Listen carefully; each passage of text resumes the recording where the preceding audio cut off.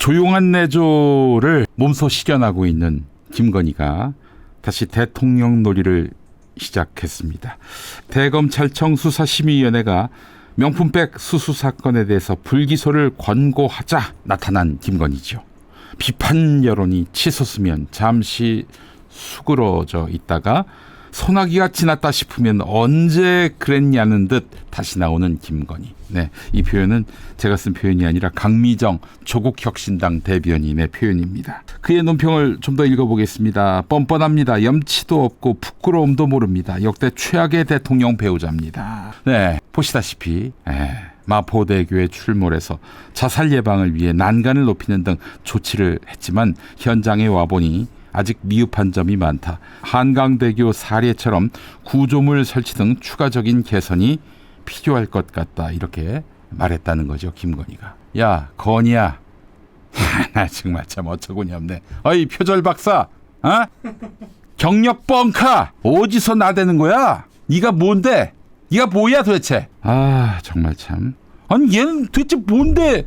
쥐가 나서가지고 무슨 순시를 하고 감찰을 해. 네가 뭔데? 대통령 마누라여서 경호나 받는 정도인데 넌 민간인이야. 우리하고 똑같은 민간인이라고. 어딜 나대? 나대기는. 네가 무슨 자격으로 한 표라도 얻고 지금 권력을 행사하는 거야? 아유 진짜 저거 아유 진짜 네가 뭔데 도대체? 대통령 되면은 윤석열이가 대통령 되면은 내조난다면서 조용히 내조난다면서 이게 조용한 내조야? 어디 꼴 같지도 않은 게 말이야. 자, 오늘 유승민 전 의원이 CBS 라디오 김현정의 뉴스쇼에 나와서 김건희를 공개 비판했습니다. 검찰이 무혐의로 불기소하고 나니까 갑자기 보란 듯이 나와서 공개 행보하는 것. 상식적으로 민심이 어떤지 대통령 부인이 좀 정확히 알았으면 좋겠다. 제발 좀 가만히 있으면 안 되는가. 이렇게 말했습니다. 천하람 개혁신당 원내대표도 오늘 YTN 라디오에 나와서 복귀하라는 전공인은 안 돌아오고 오지 말라는 김 여사는 돌아오는구나. 이것이 윤석열 정부의 문제를 아주 핵심적으로 요약한 것이 아닌가 하는 생각이 든다. 이렇게 말했습니다. 자, 유승민, 천하람 두 사람 모두 여권에 해당하는 정치인들이죠. 네, 저는 개혁신당이 대선 때 다시 국민의힘과 합친다고 보는 입장입니다만은 이들도 김건희가 나대는 것은 결코 보수 정치에게 있어서 도움이 되지 않는다라고 보고 있는 거예요. 자, 아마 국민의힘 108명 의원 중에 김건희의 저 행보가 아름답다, 훌륭하다라고 얘기할 정치인은 있겠다.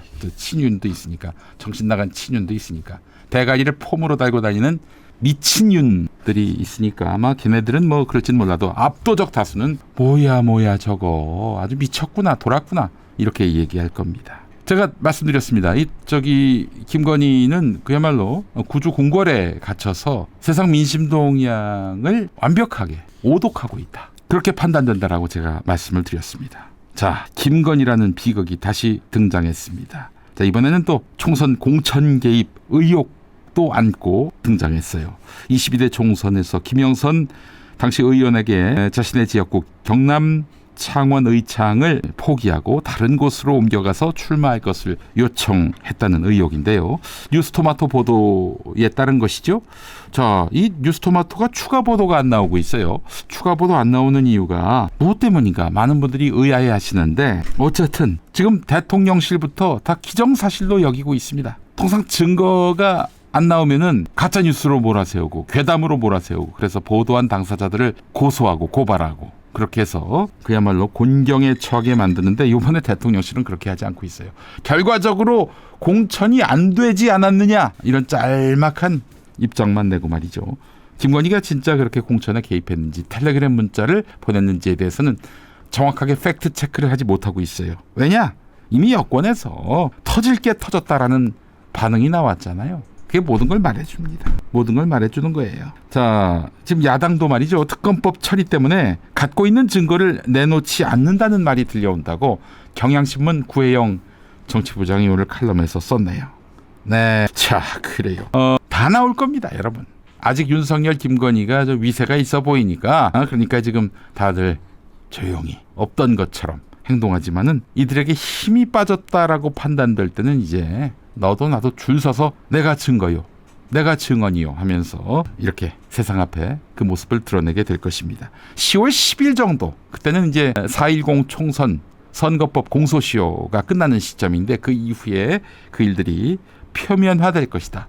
정가에서는 이렇게 분석하고 있습니다. 자, 지금 뉴스토마토가 추가 보도를 내놓지 않는다고 이 사건을 미리부터 거짓이라고 단정할 이유가 없어요. 왜냐? 여권에서 나올 게 나왔다. 다들 그러고 있으니 말이죠. 이미 또 김영선 의원이 총선 앞두고 이거를 기자회견을 통해서 세상에 알리려고 했었어요.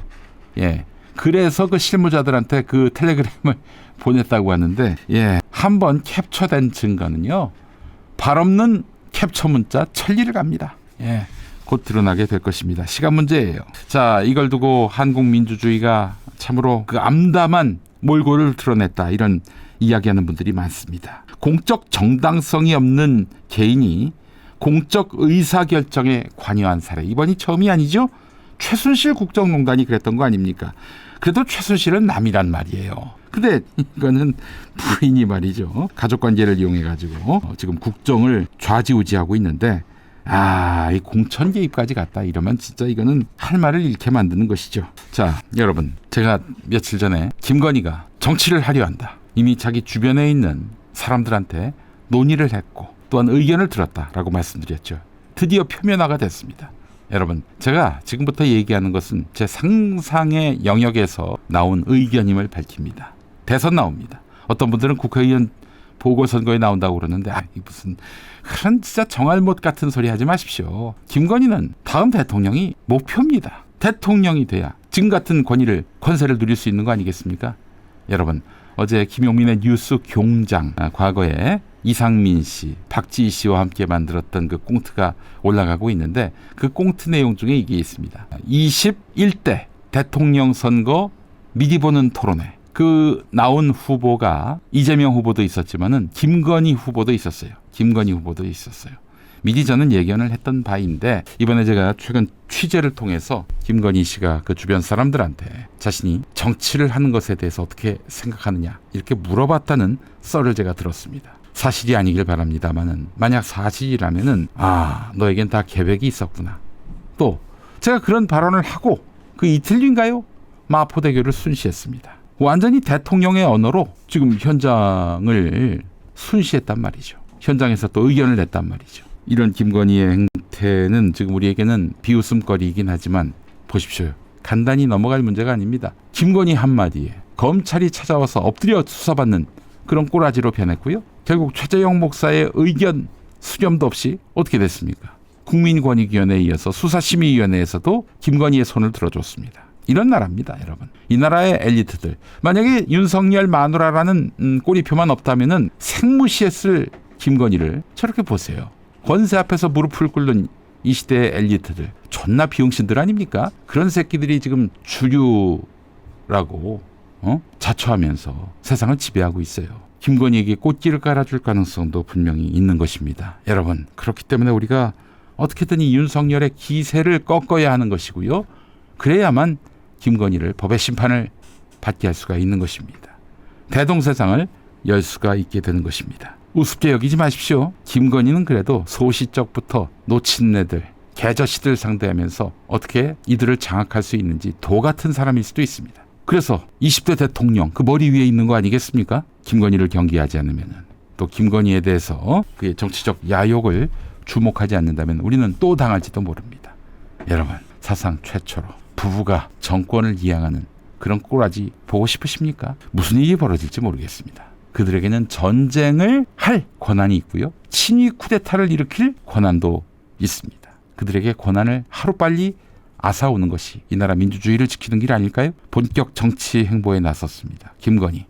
그의 행보를 주목하시고 우리가 비웃는데 그치지 말고 저 말도 안 되는 한 표도 얻지 못한 권력이 어떻게 이 권력을 남용할 수 있는지, 우리 민주주의 시스템의 허약함을 돌아보면서 이걸 어떻게 바로잡을 수 있을 것인지, 행동으로서 제어할 수 있는 길은 무엇인지 고민하는 우리가 됐으면 좋겠습니다. 그러니까 내가 저 문재인씨에 대해서 치를 떠는 거예요. 어떻게 이따위 새끼들한테, 이따위 미친 것들한테 권력을 넘겨주도록 안이하게 바라만 봤냐 이거예요. 그래놓고 문재인 비판하면은 가짜 지지자라고, 에라이 정신 나간 것들 아닙니까? 진짜 이것들은 우리야 정보도 없고 권력도 없으니까 맡긴 거 아닙니까? 근데 맡긴 권력을 제대로 사용하지도 못하고 넉넉히 윤석열 따위 그 악마한테 정권을 넘겨줘요. 그래놓고는 허허실실 또 출마할까요? 이딴 소리 나고 말이죠. 분노가 안 납니까? 분노가. 여러분들 속이는 인간들 있죠? 이제 좀 끊으세요. 좀 끊으시기 바랍니다. 언제까지 속을 겁니까? 언제까지 호구로 잡힐 거예요? 아 정말 짜증이 나네 진짜. 어디 저따위 것들이 이 대한민국 이 피로 세운 민주공화국을 농락하고 말이죠. 자 이제 광고 좀 하겠습니다. 죄송합니다. 사과도 안 해 사과도. 나쁜 짓 해놓고 사과도 안 해. 이런 철면피들을 한테 돈도 보내고 응원도 하고. 아이 돌았습니까? 왜 그런 짓을 해요? 정치인들한테 권력자한테 선의가 어디 있습니까? 선의가. 자 마시는 알부민입니다. 아무리 좋은 음식을 먹고 아무리 열심히 운동을 해도 얻을 수 없는 영양소가 있습니다. 그중에 하나가 알부민입니다. 알부민은 간에서 만들어지는 혈관 단백질 성분인데 나이가 들수록 체내에서 알부민이 감소하게 됩니다. 알부민이 부족해지면은 저 새끼들한테 정권이 넘어간다니까요. 아니